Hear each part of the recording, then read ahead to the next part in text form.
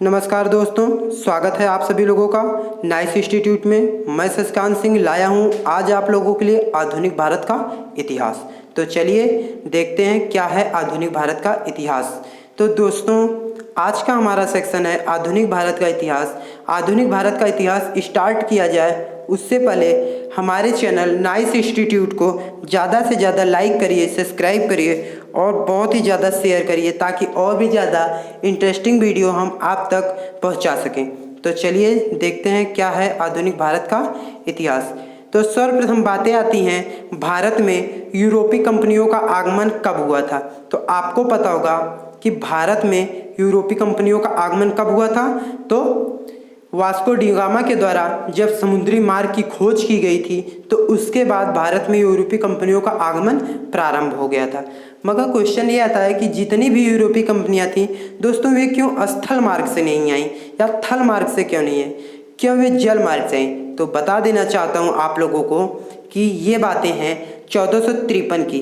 1453 में भारत या एशिया में या भारत आने में जो एक मार्ग स्थल मार्ग था वो क्या था, इस्तांबुल था। 1453 में एशिया में आने का एकमात्र जो स्थल मार्ग था वो क्या था, इस्तांबुल था। इस इस्तांबुल पे 1453 में तुर्कों ने अपना आधिपत्य जमा लिया, जिसके बाद इस मार्ग को उन्होंने बंद कर दिया और एशिया आने का स्थल मार्ग बंद हो गया। इसके बाद वास्को डी गामा ने क्या किया, तो वास्को डी गामा ने 1498 ईस्वी में एक जल मार्ग की खोज की। ठीक है, वास्को डी गामा ने 17 मई 1498 में एक जल मार्ग की खोज की जो यूरोप से भारत तक था। इस जल मार्ग से तमाम यूरोपीय यात्री भारत आए। वास्को डी गामा के द्वारा खोजे गए समुद्री मार्ग से बहुत से यूरोपीय यात्री भारत व्यापार करने के लिए आए। तो भारत के व्यापार करने की इस कड़ी में सर्वप्रथम कौन सा यूरोपीय यात्री आया या कौन सी यूरोपीय कंपनी आई, तो आपको मैं बता देना चाहता हूँ भारत से व्यापार करने के लिए सबसे पहले पुर्तगालियों का आगमन हुआ। भारत में पुर्तगालियों का आगमन सर्वप्रथम व्यापार करने के लिए हुआ और भारत में पुर्तगालियों के व्यापार की नींव वास्को डी गामा ने 1498 ईस्वी में ही रख दी थी। तो पुर्तगालियों का आगमन आप कह सकते हैं कंपनी लेकर के 1505 ईस्वी में हुआ। 1505 ईस्वी में पुर्तगालियों ने, या आप कह सकते हैं पुर्तगाल के निवासी एक थे जिनका नाम क्या था, तो फ्रांसिस्को। तो पुर्तगाल से फ्रांसिस्को नामक व्यक्ति भारत व्यापार के लिए कब आया, तो 1505 ईस्वी में आया और इसने क्या किया, भारत में अपने कंपनी की स्थापना की। तो भारत में पुर्तगाली कंपनी की स्थापना किसने की, तो फ्रांसिस्को ने की। फ्रांसिस्को ने भारत में पुर्तगाली कंपनी की स्थापना की। इसके बाद 1509 ईस्वी में अल्बुर्क वर्क था, ये भारत में प्रथम पुर्तगाली वायसराय बना, जो 1510 ईस्वी में बीजापुर के शासक यासूफ अली शाह के साथ युद्ध किया और गोवा को जीत लिया। तो क्वेश्चन बनता है कि गोवा को किसने जीता था, तो गोवा को किसने जीता था, तो गोवा को पुर्तगालियों ने जीता था। कब जीता था, तो 1510 ईस्वी में जीता था। और किसने जीता था या किस पुर्तगाली के नेतृत्व में जीता गया था, तो अल्बुर्क के नेतृत्व में। तो देखिए यहाँ से 3 क्वेश्चंस बनते हैं। ठीक है, तो आपको बता देना चाहता हूँ कि गोवा जो था ये एकमात्र ऐसा राज्य था भारत का जो 15 अगस्त 1947 के बाद भी क्या हुआ, पुर्तगालियों के अधीन रहा। और ये पुर्तगाली सबसे बाद में गए, कब गए, 1961 में गए। 1961 के बाद ये पुर्तगाली गोवा को स्वतंत्र किए। पुर्तगालियों ने अपनी पहली व्यापारिक कोठी कहाँ बनाई थी, तो आपको पता होगा पुर्तगालियों ने अपनी पहली व्यापारिक कोठी कोचीन में बनाई थी। कहाँ बनाई थी, तो कोचीन में बनाई थी दोस्तों। ठीक है, पुर्तगालियों ने अपनी पहली व्यापारिक कोठी कहाँ बनाई थी, कोचीन में बनाई थी। और यही क्वेश्चन आता है कि उन्होंने अपनी दूसरी व्यापारिक कोठी कहाँ बनाई थी, तो बंगाल में बनाई थी। पुर्तगालियों ने अपनी द्वितीय व्यापारिक कोठी कहाँ स्थापित की थी, तो बंगाल में की थी। एक और क्वेश्चन बनता है कि पुर्तगालियों ने किस फसल की शुरुआत की, तो पुर्तगालियों ने किस फसल की शुरुआत की, तो आपको मैं बता देना चाहता हूँ पुर्तगालियों ने आलू नामक या आलू फसल की शुरुआत की। पुर्तगालियों के बाद भारत में किसका आगमन हुआ? तो भारत में पुर्तगालियों के बाद डचों का आगमन हुआ। भारत में डचों का आगमन किसके बाद हुआ? तो पुर्तगालियों के बाद हुआ। डच शब्द नीदरलैंड से संबंधित है। ये जो डच शब्द है ये कहाँ से संबंधित है? तो ये नीदरलैंड से संबंधित है। फ्रांसीसियों के बाद डच भारत आए। पहला डच यात्री कौन था? तो आपको पता होगा पहला डच यात्री कौन था दोस्तों? तो वे थे कार्नियल हाउटमैन। कार्नियल हाउटमैन ये क्या थे? ये पहले डच यात्री थे। ये भारत कब आए? तो ये 1596 में भारत आए। 1596 में पहला डच यात्री कार्नियल हाउटमैन भारत आए। ठीक है।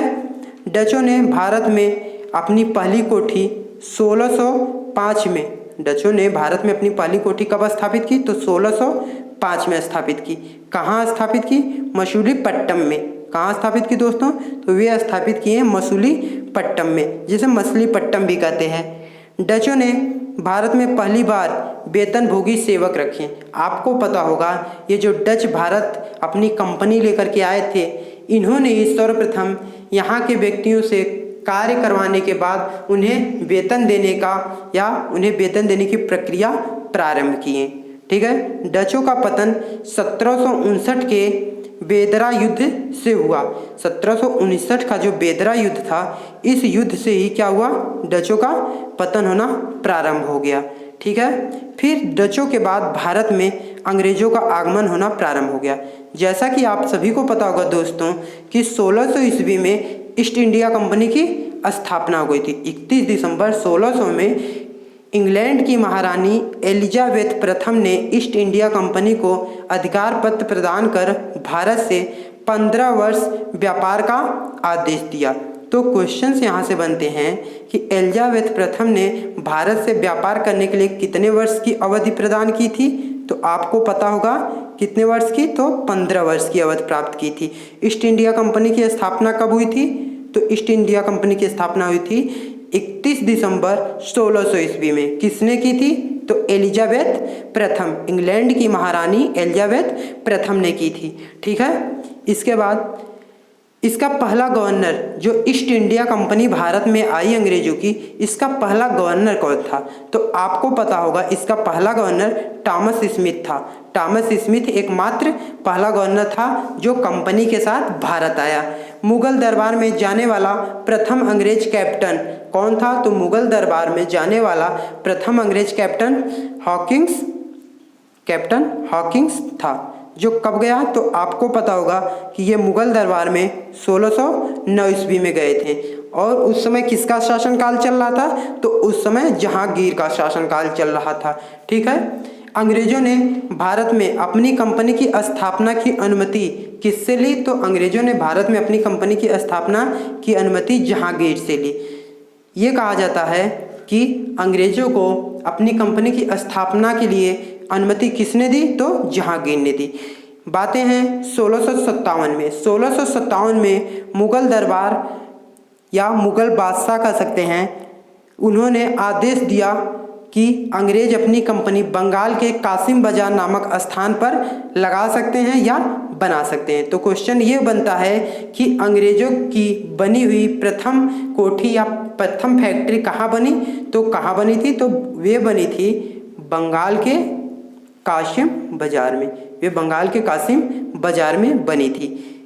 ठीक है। इसके बाद 1698 ईस्वी में एक अन्य कंपनी भारत से व्यापार करने के लिए आई, और ये कंपनी कहाँ की थी?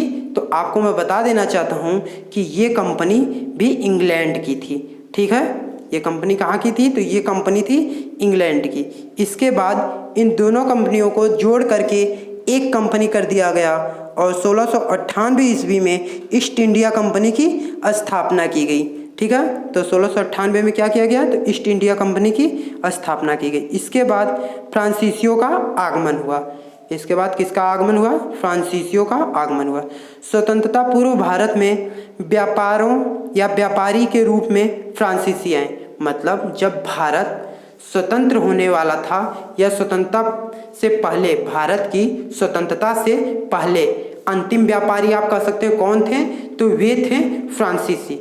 फ्रांसीसी भारत कब आए? तो 1664 के आसपास आए। 1664 में फ्रेंच ईस्ट इंडिया कंपनी की स्थापना हुई। 1664 में फ्रेंच ईस्ट इंडिया कंपनी की स्थापना हुई। 1674 में फ्रांसिस मार्टिन ने, आपको पता होगा फ्रांसिस या फ्रांसीसियों ने, फ्रांसिस मार्टिन ने पांडुचेरी नामक स्थान की स्थापना की। कहाँ की स्थापना की? तो पांडुचेरी नामक। फ्रांसीसियों ने प्रथम कोठी, क्वेश्चन बनता है, फ्रांसीसियों ने अपनी प्रथम कोठी कहाँ स्थापित की? तो आपको पता होगा फ्रांसीसियों ने अपनी प्रथम कोठी सूरत में स्थापित की। कहाँ स्थापित की दोस्तों? तो सूरत में स्थापित की। फिर बातें ये आती हैं कि फ्रांसीसी जो थे वे आ गए, अब डच भी आ गए हैं, अंग्रेज भी आ गए हैं, अब तो कई कंपनियां आ गई हैं। तो अब ये कंपनियां आपस में व्यापार को लेकर के विरोध करने लगी और इसी विरोध की देन थी कि 1746 से 1748 के मध्य एक युद्ध हुआ जिसे कर्नाटक का युद्ध कहते हैं। तो कर्नाटक का युद्ध किस कारण से हुआ? तो भारत में इंग्लैंड और फ्रांस के बीच अपने वर्चस्व को स्थापित करने के लिए कर्नाटक का युद्ध हुआ।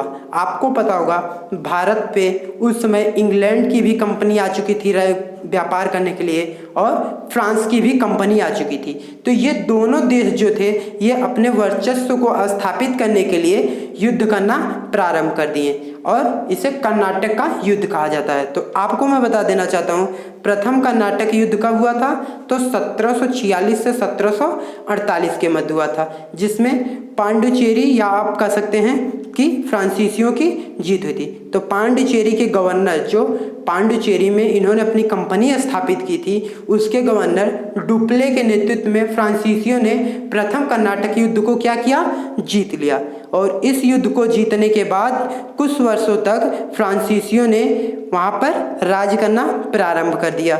इसके बाद जल्द ही द्वितीय विश्व युद्ध हुआ जिसमें अंग्रेजों ने क्या किया? रॉबर्ट क्लाइव के नेतृत्व में यह युद्ध लड़ा। रॉबर्ट क्लाइव के नेतृत्व में अंग्रेजों ने यह युद्ध लड़ा और इस युद्ध को अंग्रेज जीत गए। तो द्वितीय कर्नाटक युद्ध 1749 से 1754 के मध्य जो हुआ, इसमें किसकी विजय हुई? तो इसमें विजय हुई, आपको पता है दोस्तों, अंग्रेजों की। और इनकी विजय का मुख्य कारण क्या था? तो इनकी विजय का मुख्य कारण था डुप्ले जो वापस चला गया था। जब प्रथम कर्नाटक युद्ध हुआ और फ्रांसीसी जीत गए तो उसके बाद फ्रांस वासियों ने डुप्ले को वापस बुला लिया, ठीक है। जिसके बाद कुछ ही क्षण बाद द्वितीय विश्व युद्ध हुआ और जो फ्रांसीसियों को हारना पड़ा। इस युद्ध को बंद करने के लिए उन्होंने क्या किया? तो पांडुचेरी की संधि की।